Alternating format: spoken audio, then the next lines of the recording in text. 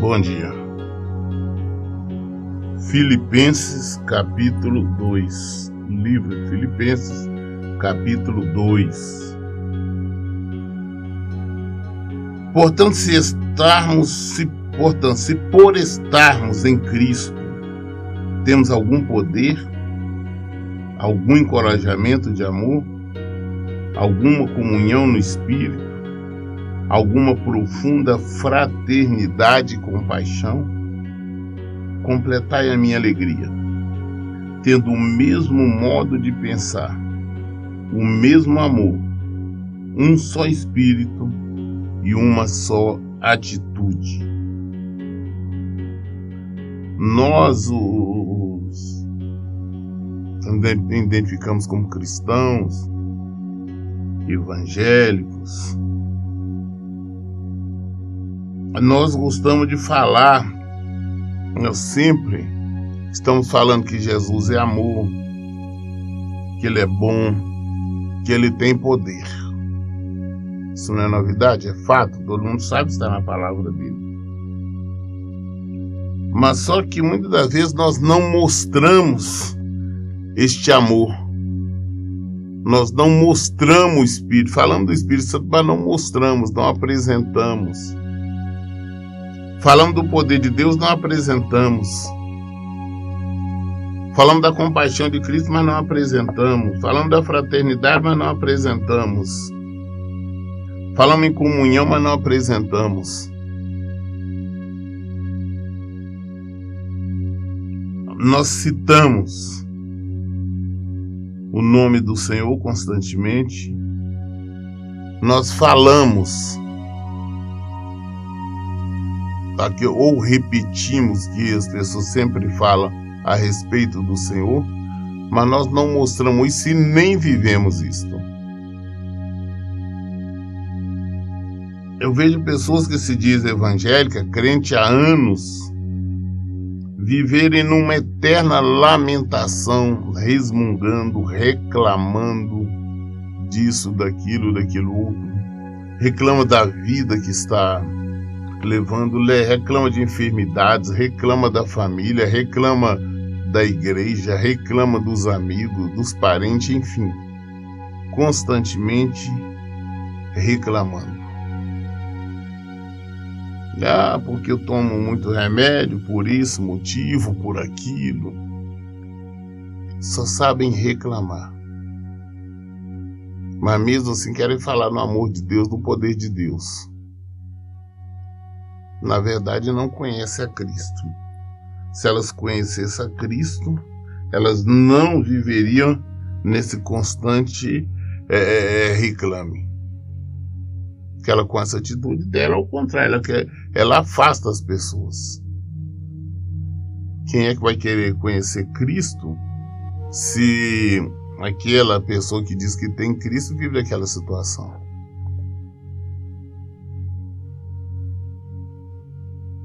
Gostamos de falar do amor de Cristo, mas com as nossas atitudes nós demonstramos mais raiva, ódio para com o ser humano, para com os outros. Eu vejo o crente conversando entre si, fala, não, fulano agiu assim, assado, se fosse comigo eu teria feito isso, eu teria feito aquilo.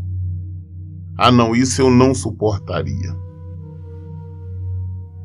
Então são pessoas que não passam de religiosas, é muito mal assim mesmo, porque não vive o Evangelho de Jesus Cristo. Ela não vive a comunhão no Espírito. Elas não pensam. Elas não têm a mesma atitude.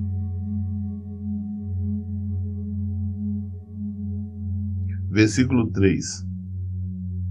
Nada façais por rivalidade, nem por vaidade. Pelo contrário, cada um considere com toda a humildade as demais pessoas superiores a si mesmo. Eu tenho que fazer isso, mostrar para fulano, para Bertano, que eu também consigo, que eu também posso. Ah, eu vou ter isso para mostrar que eu tenho poder para isso. Tem pessoas que vivem uma eterna competição. Compete com parentes, com amigos, compete na igreja, compete no trabalho, compete em casa. Tem pessoas que têm... Ah, se alguém faz alguma coisa, ela quer fazer melhor.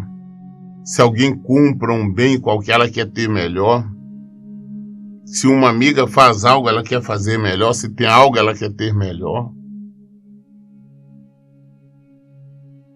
Essas pessoas vivem em constante guerra, em constante competição.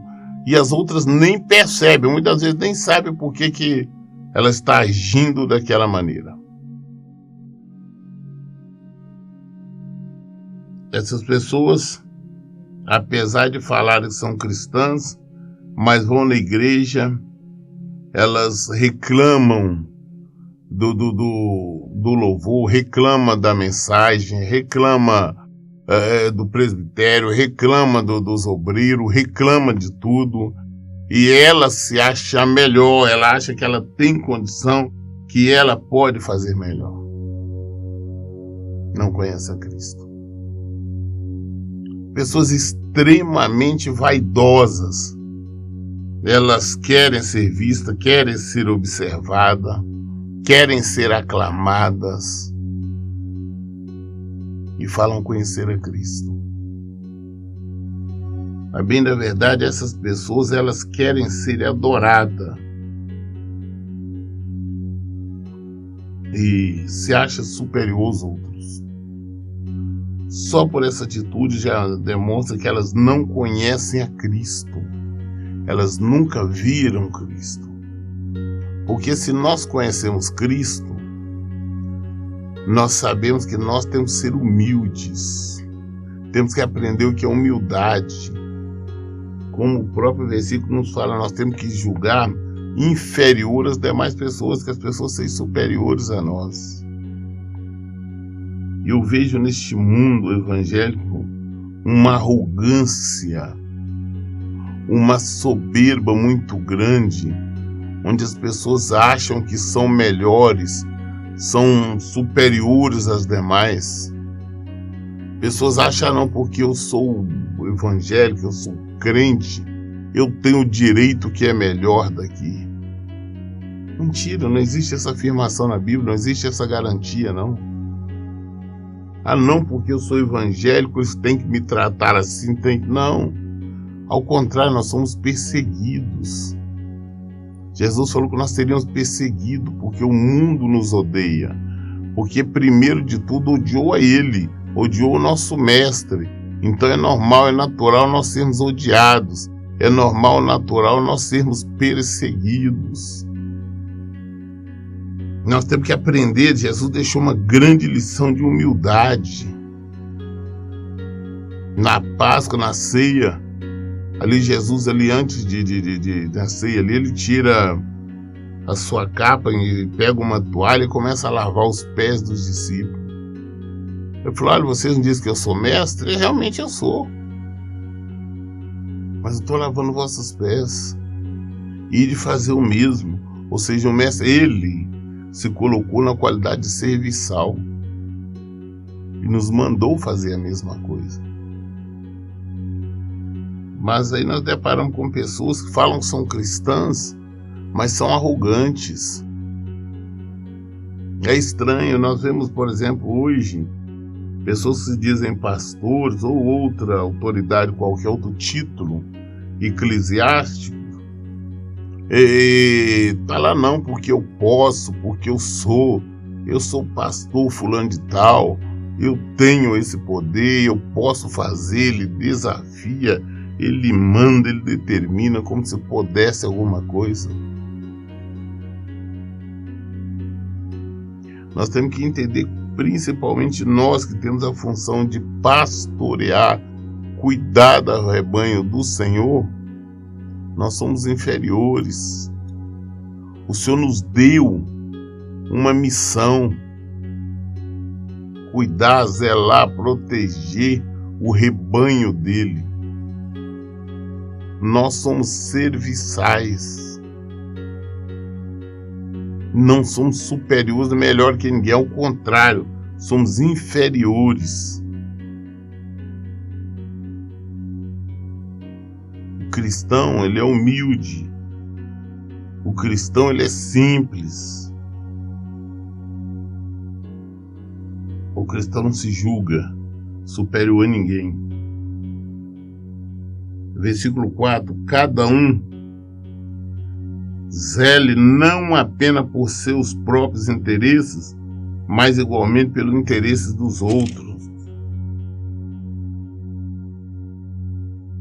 As pessoas hoje têm uma preocupação, uma individualidade muito grande, elas preocupam só com elas mesmas. Mas nós temos que preocupar com nós e com os outros. Afinal, é a ordem do Senhor que nós amarmos o próximo como a nós mesmos. Então nós temos que procurar fazer pelo próximo aquilo que nós gostaríamos que fizesse com nós.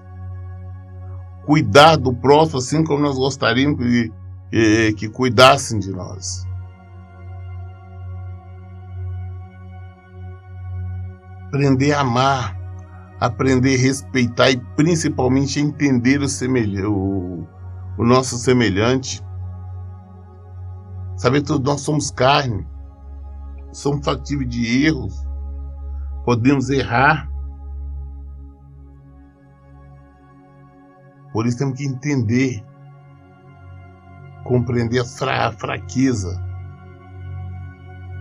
antes de nos julgarmos superiores, somos melhores. Paulo já deixou bem claro, quando ele diz assim, aquele que pensa estar em pé, cuide para que não caia. Aquele que pensa que está muito forte, eu estou muito firme espiritualmente, eu sou isso, aquilo, toma cuidado, não pode cair. É isso que a palavra diz. Então vamos ser humildes. Nós temos, se o nosso mestre é Jesus, se ele é realmente o nosso líder, se ele é o nosso guia, se nós somos seguidores dele, discípulos dele, nós temos que aprender humildade. Jesus era Deus, o Deus Todo-Poderoso, o Deus Criador do céu, da terra e de tudo. Mas ele instituiu o seu poder veio na qualidade de homem, ser humano, na fraqueza. Sofreu todo tipo de humilhação. Passou por tudo, todo tipo de acusação ele recebeu. Ele não se defendeu, não abriu a boca. Ele foi o cordeiro mudo. Aí nós falamos, ele é o nosso mestre. Mas nós não queremos isso. Nós não queremos passar porque ele passou. Nós não aceitamos o que ele... não podemos aceitar isso. Né? Nós temos direito, isso é covardia, isso aqui. Jesus aceitou. E não reclamou de nada. Versículo 5. Tende em vós o mesmo sentimento que houve também em Cristo Jesus, o qual, tendo plenamente a natureza de Deus, não reivindicou ser igual a Deus, mas, pelo contrário, esvaziou-se a si mesmo, assumindo plenamente a forma de servo e tornando-se semelhantes aos seres humanos. Jesus é o Deus Todo-Poderoso. O Senhor, ele se destituiu. Olha a primeira coisa, ele se destituiu do seu poder. Falou, não, agora ele está abrindo mão do poder de ser Deus para vir como ser humano. É mais ou menos assim. Nós, normal na nossa condição hoje de ser humano, de homem, de mulher, nós abrirmos mão disso e nos tornarmos uma barata, um rato, nos tornarmos um ser inferior, bem inferior. Abrir mão da nossa condição de ser humano e nos tornarmos um rato ou uma barata e estar vivendo como um rato ou como uma barata para salvar daquela classe de baratos ou diabo. É mais ou menos algo assim. Que Deus Todo-Poderoso, o grandioso Deus, ele se destituiu, abriu mão de ser Deus para vir na qualidade do ser humano, na fraqueza humana, na fraqueza da carne. E mesmo agora, na qualidade de ser humano, ele se colocou inferior a todos os outros, porque ele assumiu a culpa de todos os outros, de toda a humanidade.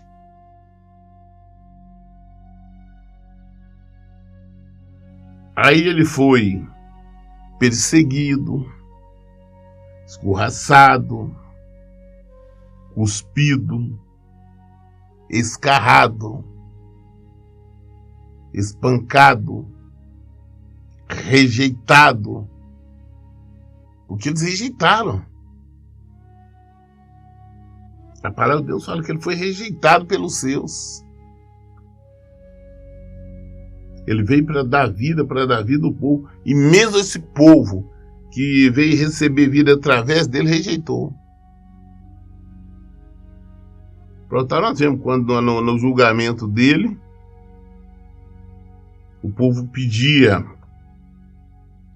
que soltasse o bandido, soltasse o ladrão, soltasse Barrabás, mas matasse Jesus. Ele foi rejeitado.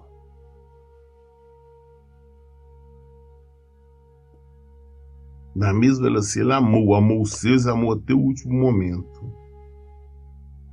Jesus, depois de toda humilhação, todo sofrimento pelo qual passou, ele foi então crucificado. Ele assumiu toda a nossa maldição. Porque na palavra de Deus, nas escrituras, já estava escrito: maldito aquele que for pendurado no madeiro. Ou seja, maldito aquele que morreu, que ele foi crucificado. Jesus se fez maldito em nosso lugar. Ele foi crucificado, ele morreu, ele se entregou ali na cruz do Calvário. Ele se fez maldito.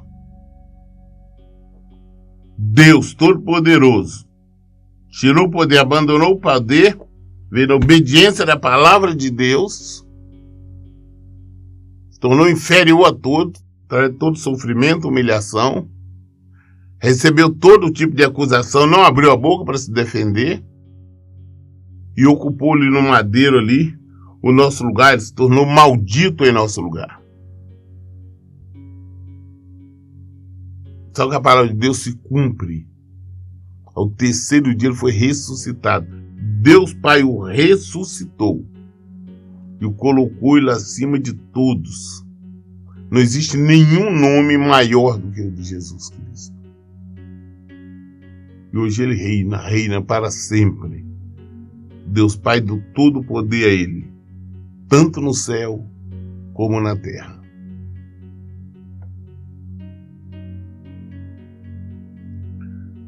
Versículo 8. Assim, na forma de homem humano, humilhou-se a si mesmo, entregando-se à obediência até a morte, e morte de cruz. Por isso Deus também o exaltou sobremaneira, a mais elevada posição, e lhe deu o nome que está acima de qualquer outro nome, para que o nome de Jesus se dobre todos os joelhos, dos que estão nos céus, na terra e embaixo da terra, e toda língua confesse que Jesus Cristo é o Senhor, para a glória de Deus Pai. Ele sofreu, padeceu. Em obediência à palavra de Deus, ele foi obediente até a morte de cruz, mas recebeu todo o poder. E hoje não existe nenhum outro nome, não tem ninguém além de Jesus. Tudo é Jesus Cristo. Deus elevou. Não existe no céu, não existe na terra, não existe embaixo da terra. Não existe ninguém mais do que Jesus. Ele, amado. Ele é o Senhor. Versículo 12. Sendo assim, meus amados, como sempre obedeceste, não somente na minha presença, porém muito mais agora na minha ausência, colocai em prática a vossa salvação com reverência e temor a Deus. Olha, eu sempre sou, vocês me obedecem na minha presença, agora muito mais na minha ausência, mas coloque em prática a salvação. Porque toda a orientação que ele estava nos dando antes, falando como as pessoas devem se comportar, é exatamente qual da nossa salvação. O objetivo do Evangelho é a salvação. Por isso é necessário haver arrependimento, mudança de caráter, uma entrega total. É necessário pormos em prática a salvação. Não é pôr em prática, não, bênção essa, bênção aquela, não. Pôr em prática a salvação. Não adianta ficarmos, não, eu vou para buscar esta, aquela bênção, para pedir isso, para pedir aquilo. Se moldem ao Evangelho. Viva o Evangelho. Pratique o Evangelho. Porque só Ele pode nos dar vida. E Ele é Jesus. Colocar em prática a salvação com reverência e temor a Deus, pois é Deus quem produz em vós tanto querer como realizar, de acordo com a sua boa vontade. É Deus que coloca em nós o querer ou realizar. Pastor, eu não tenho nenhuma vontade de viver o Evangelho, porque você não pertence a esse reino, você pertence ao mundo. Agora, Deus que coloca em nós, levanta aquela vontade, aquele desejo de buscar mais Ele, de viver a palavra dEle. Aí Ele coloca o desejo, Ele coloca o realizar, para que nós realizamos as obras dEle. Realizamos aquilo que Ele tem determinado que nós façamos. Quem coloca o querer e o realizar é o Senhor. Versículo 14 diz assim: fazei tudo sem murmurações nem contendas, para que vos tornei puros e irrepreensíveis filhos de Deus, inculpáveis, vivendo num mundo corrompido e perverso, no qual resplandecereis como grandes astros no universo. Fazer tudo sem murmuração, sem reclamação. As pessoas às vezes, não, eu agora vou na igreja, mas esse negócio de cair na igreja dia de domingo ou dia de semana, para mim é o horário que eu vou, eu chego tarde, dia de domingo queria ficar na cama até mais tarde, e você vai reclamando, é melhor não ir. É melhor não ir.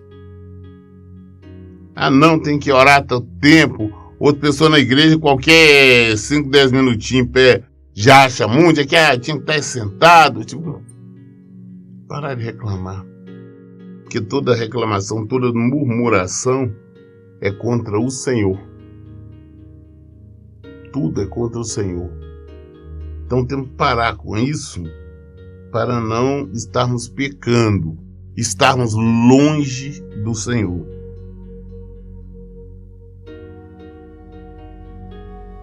Vamos parar de contender também.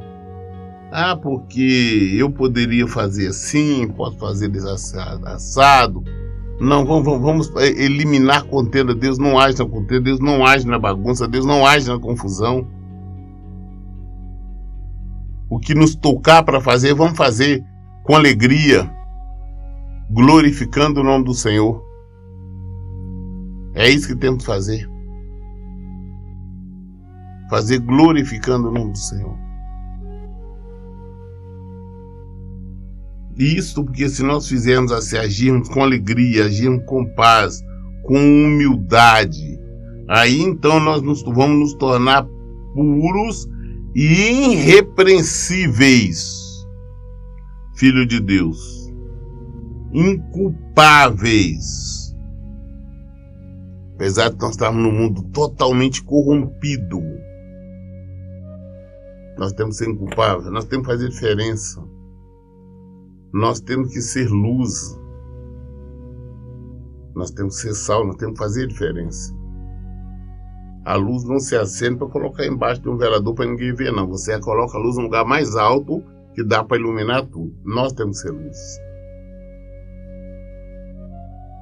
Nós temos que ser sal. Se nós não dermos gosto, se nós não dermos sabor, somos nada.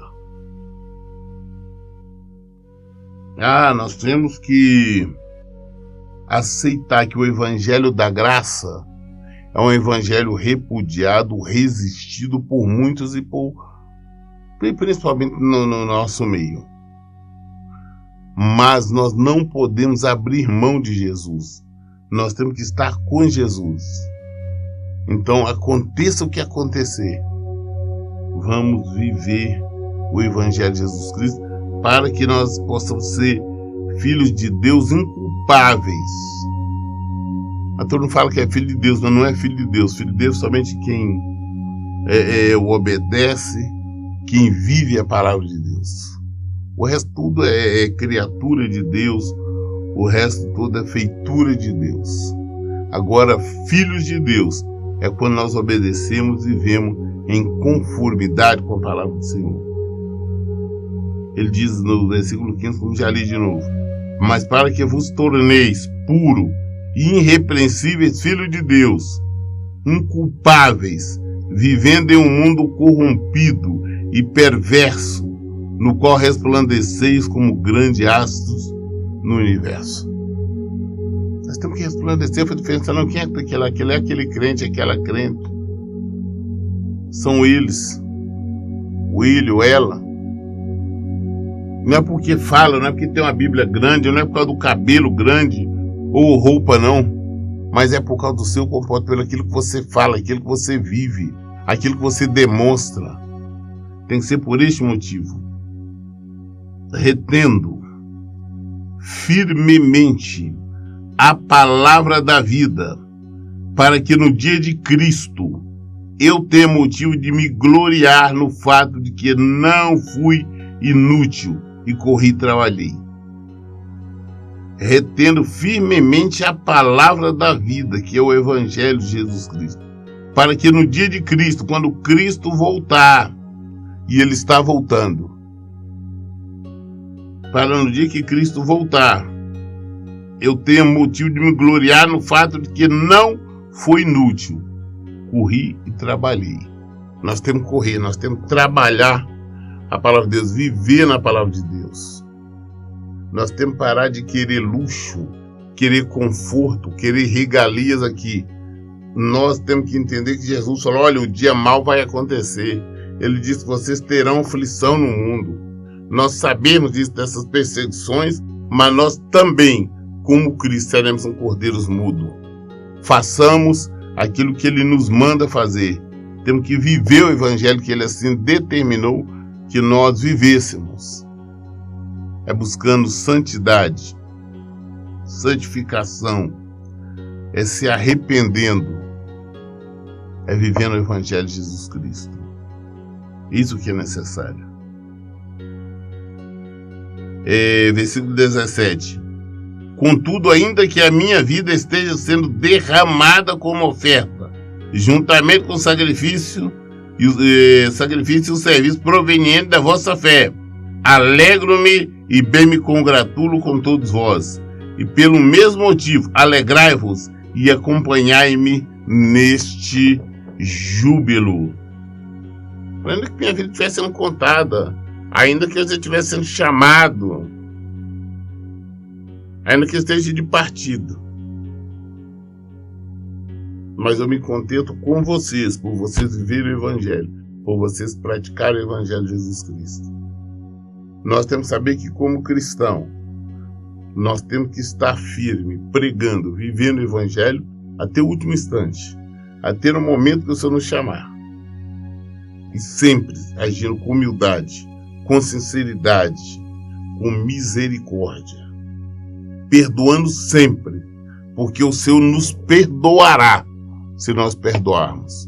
Se não perdoarmos, também não seremos perdoados.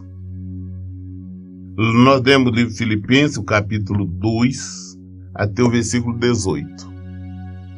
As dúvidas, o esclarecimento, nós resolvemos à luz do Evangelho, à luz da Bíblia. Por isso eu digo, em todo tempo, leiam e pratiquem a Bíblia. Que Deus abençoe. Então, bom dia.